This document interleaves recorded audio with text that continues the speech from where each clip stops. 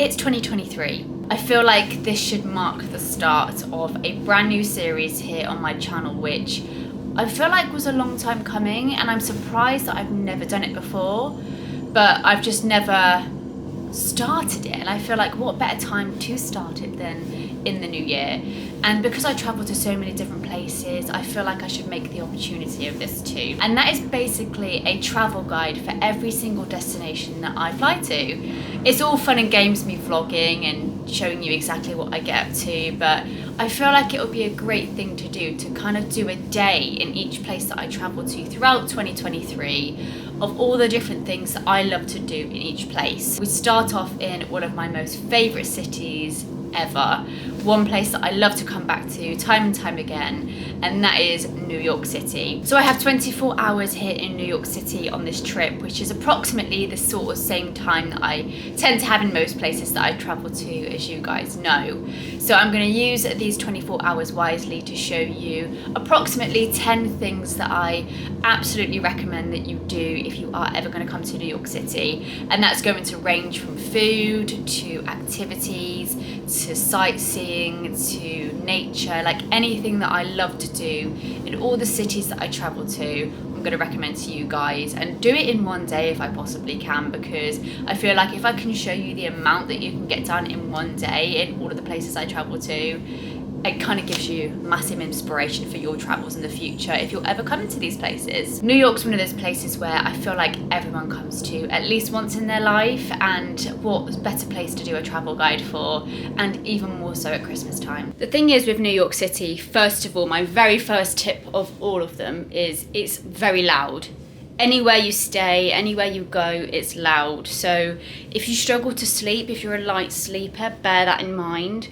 Also, weather, very two extremes. It's either really hot or really cold. There never seems to be any in between. So if you're going from, say, I would go October to March, pack your thermals. If you're going from April to September, pack your summer gear. Always bring a coat though, because it's very unpredictable here. The other thing I want to add within my travel guides for each destination that I fly to is the safety of each place. New York is, to me personally, I feel safe here.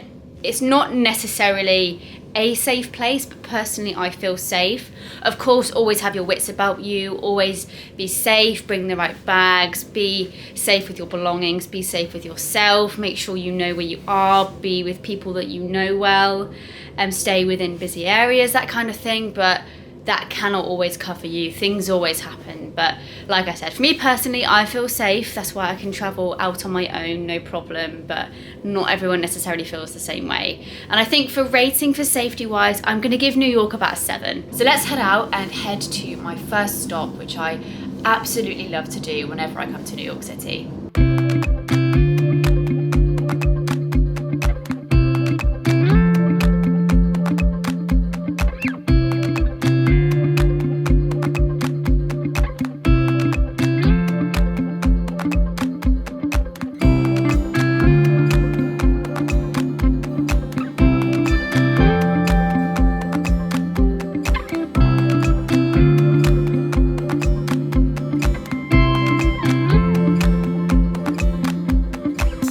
As you can see, Grand Central is just beautiful. It's a stunning building.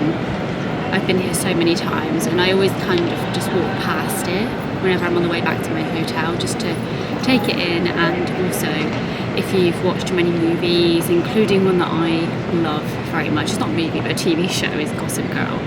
And even just coming in here and just sort of looking at the building and thinking of one of your favourite movies or TV shows that you've seen Grand Central in, it's quite nice to just take it in that way if you don't even appreciate the building, which you're mad if you don't. Really good place for a photo, and you can also get many trains here to many different parts of the state and also many different parts of the city as well, because I think the subway runs from here too. So this is a good start to the day, and to be fair, this is a really good time of day to come too, because I think it's like just before 9 o'clock and it's really quite empty, so maybe now is the time for a good photo.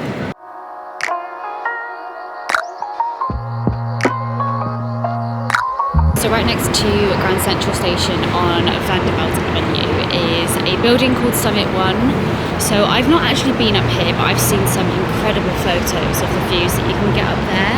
So I believe the tickets are in the region of $50, which I mean is about average to do any sightseeing here in New York City. So hence why I'm not going up there, because buying a flight is expensive and it's not something I can just fork out right now, but definitely something I recommend you do from the photos that I've seen. I'll pop some photos on the screen as well of some of the amazing views you can get up there. Again, great for photos if you love your Instagram.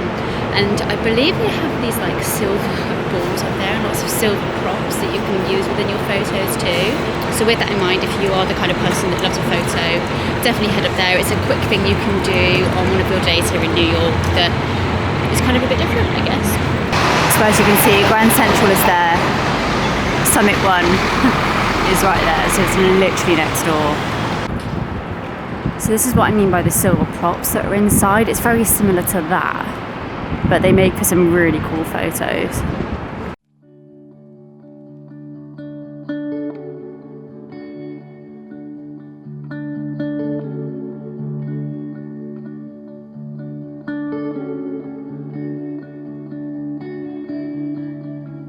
Well, of course, my next stop has to be the Rockefeller Center, and even more so at Christmas with that stunning tree.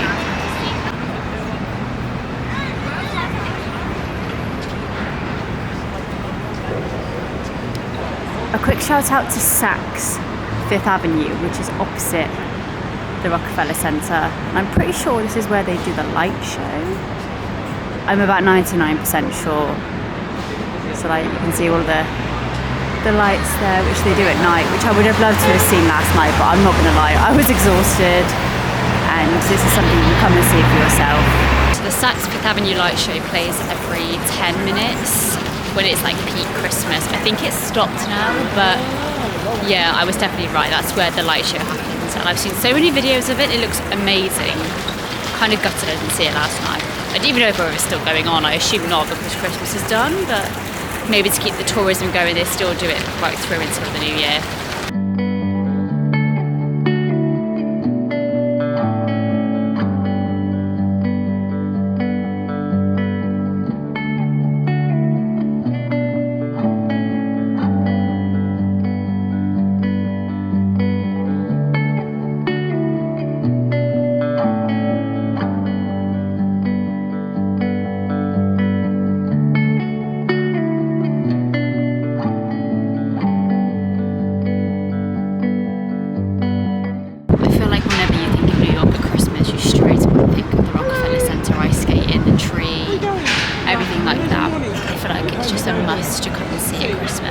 I did have a look as well how much it costs to do ice skating at the Rockefeller Center at this time of year.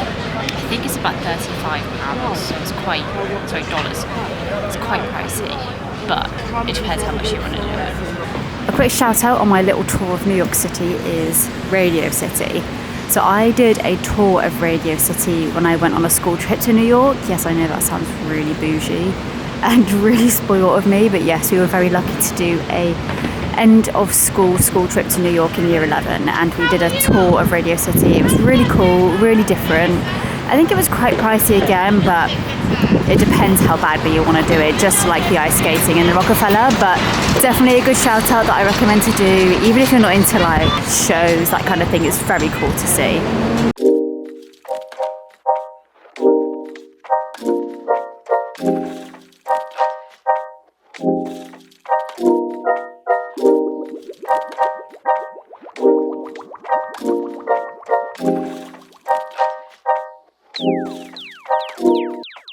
Times Square definitely isn't my favourite place to come in New York City, purely because I just find it too touristy. I just find it's very too much. Simply too much. It's very cool to see all the lights, and it was amazing to come here during COVID when it was dead quiet. I could get all the photos I wanted. It was so good then, but the chances of that ever happening again is pretty much zero. But there's just so many people here that try to sell you stuff, and it's just, if you're not a big fan of crowds, if you don't like it to be too chaotic, maybe just come here to see it and then go quickly, but it is still cool to see it.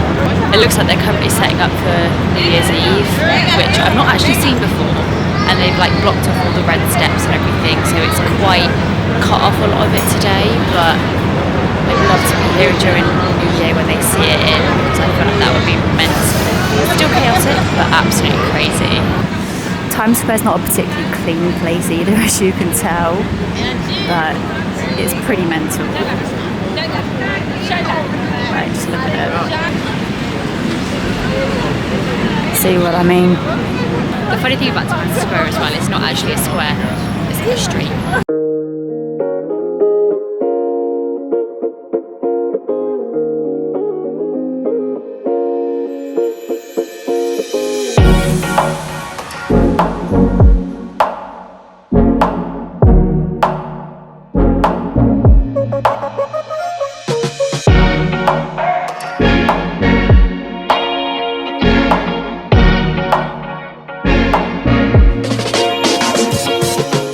The music is way too loud, I think.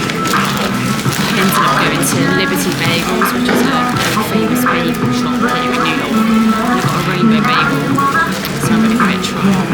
I'm in Starbucks right now, so I'm chocolate because it's so cold. I've got the rainbow bagel with birthday cake and cheese. Definitely recommend that. And it's so good. So I've eaten half my bagel. I physically cannot eat the other half. It was so sweet. But it was definitely a cool experience and definitely something I wanted to try. So it was either going to be a flop or not. Definitely not a flop, but just bear in mind, I'll probably only eat about half. I just want to quickly input my thoughts on the Empire State Building. So I really do like it. It's a very pretty building. I love how Art Deco it is and how much history I guess it has within New York. But if I had to choose between going up there and say going up Summit, I would definitely say Summit, because number one, you'll be warmer, and two, I just feel like it's a bit more of a unique experience, whereas up there, it's very windy, it's not too enjoyable, especially in the winter. So maybe in the summer it would be better, which I've not experienced.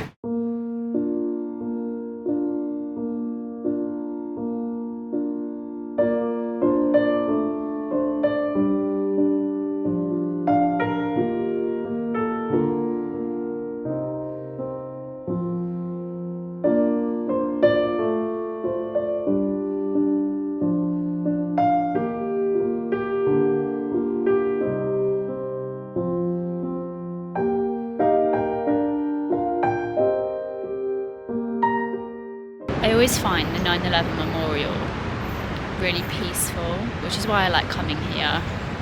I just think it's such a nice place. I do always like to keep an eye out for where the flowers are, because you sometimes see a white rose in the name of the person on the memorial, and that means it's their birthday today. So I think that's quite a nice little touch that they still do to this day. It just feels like it shouldn't be a peaceful place because obviously of what happened, but it's nice that it still is over 20 years later and that people still come here. But the only thing is I notice with this kind of thing is I just feel like they try and use this now to make money, which is, I know, the way of life now, but I don't feel comfortable with that, which is why I try not to, I guess, fund it too much. I mean, I try and look at it two ways. If I do sort of go to the museum or try and fund the memorial somehow, it does mean that it goes, I guess, towards the maintenance and upkeep of it, which is a good thing, but also at the same time, this isn't about making money, this is about paying respects and thinking about all of the lives that were lost because of this. So the museum is right there. And I did actually go there with my mum and my sister when I came here in 2016. It's a really eye-opening experience. It's interesting to see all of the ruins that are still left and preserved from everything. I feel like actually seeing all of the ruins made it feel all the more real.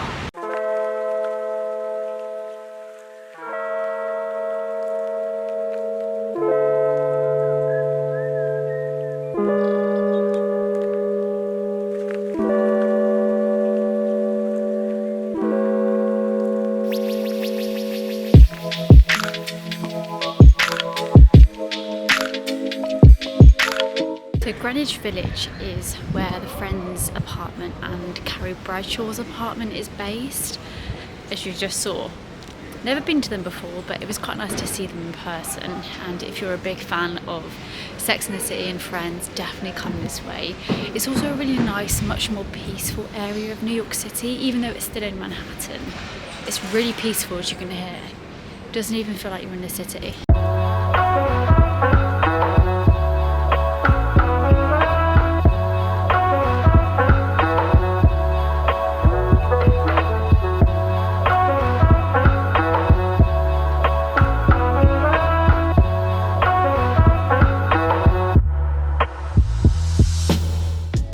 Having a little stroll down the High Line, which I've not actually been to before, but again heard great stuff.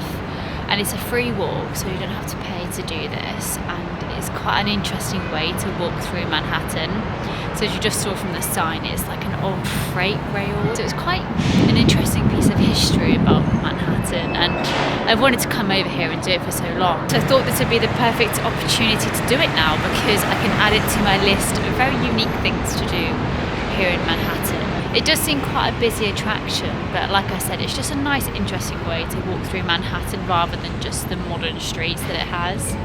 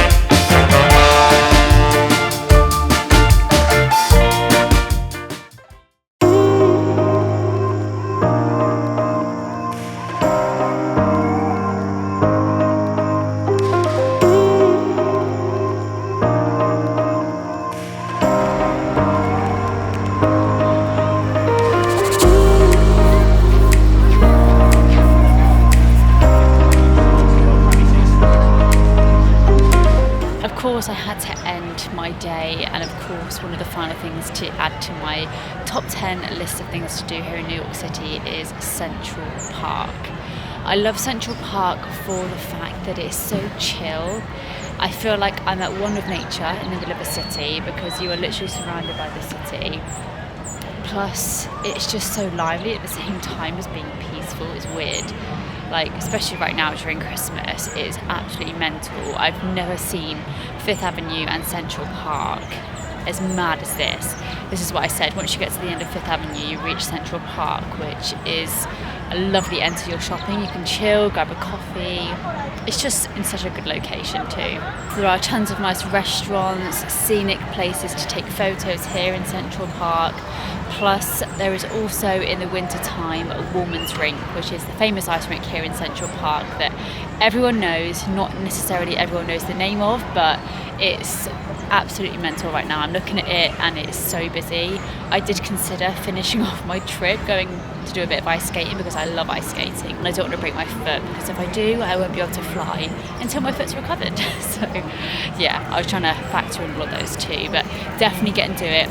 Either this rink or the Rockefeller Center ice rink if you're looking to do something like this in winter. Of course, Central Park isn't just good in winter. It's lovely in the summer when all the trees are nice and green. In fact, every season it's just such a beautiful park, and one of the best things about the city in my opinion. You see what I mean? Literally the whole park is just surrounded by the city, and it's just such a beautiful, unique place. Overall, if you want to know, I did everything today in approximately 7 hours, so I don't think that's too bad going, and I managed to see a lot of the city in that time, so you definitely can do it, but of course it's nicer to kind of break it up over a longer stay here in New York City. If there's any other honourable mentions you think I should have mentioned in this video that I didn't, leave them in the comments below. Anything you've done in the city that you think has been amazing to share with everyone else who watches this video, definitely leave them in the comments below. But that is my guide to New York City.